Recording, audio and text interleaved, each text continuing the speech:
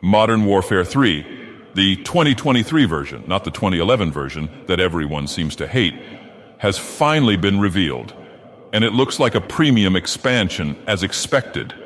So I guess those rumors about Call of Duty taking a year off are well and truly wrong now, which is hardly surprising, as Activision's greedy form of OCD means that we will never go a year without a foray into the broken chaos of COD multiplayer. The campaign trailer for this game is not even remotely surprising. Slowed down version of an old song? Check. Some covert mission with soldiers in wetsuits? Check. A hint that we will be fighting Russians? Double check, as they mention both Moscow and no Russian.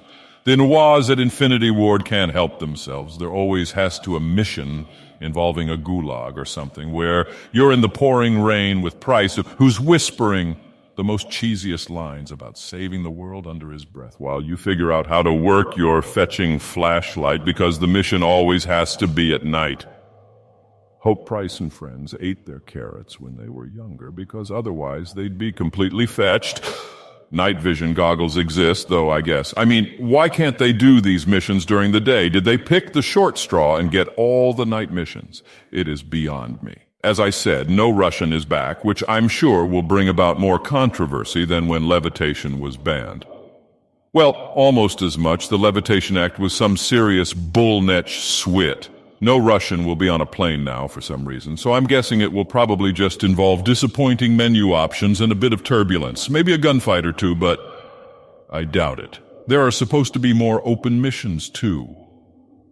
So I guess we are getting open world COD now. Can't wait for the fetching fetch quests, when I have to get a fetcher his dad's lost intervention sniper rifle so Private Timmy can go quick-scoping. Can't wait to traverse long stretches of desert until I finally reach a quest-giving NPC who gives me a 30-second quest before I rage quit and go back to multiplayer. Speaking of which, details on multiplayer were also revealed, and they are wholeheartedly banking on nostalgia to a borderline nauseating degree. All 16 maps from the OG Modern Warfare 2 will be there. I mean, we'll get Rust and Terminal, sure, but we'll also get Underpass. The Vietnam flashbacks of randomly getting sniped repeatedly are back, and they are here to stay. Thanks Infinity Ward for bringing back that trauma.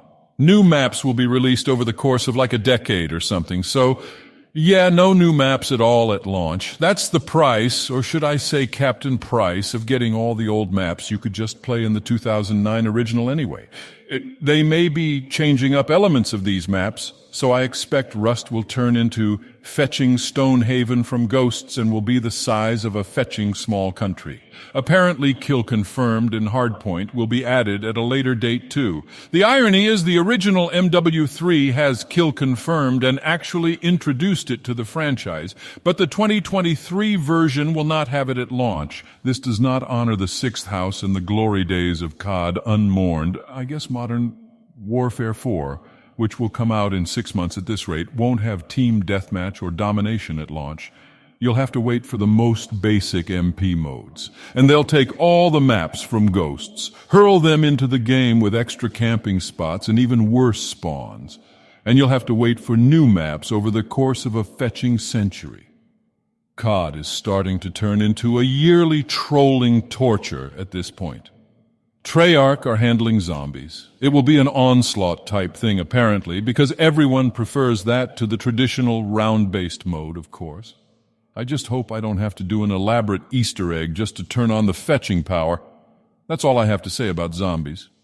All in all, I guess you could get hyped for this expansion/game hybrid COD, but be prepared for this game to not be a masterpiece, which really, it has to be, to make up for the devastating lack of any option to use the legendary UMP silencer in MW2 2022. I'm going to go back to the original MW2 now, play some quick scoping on Rust.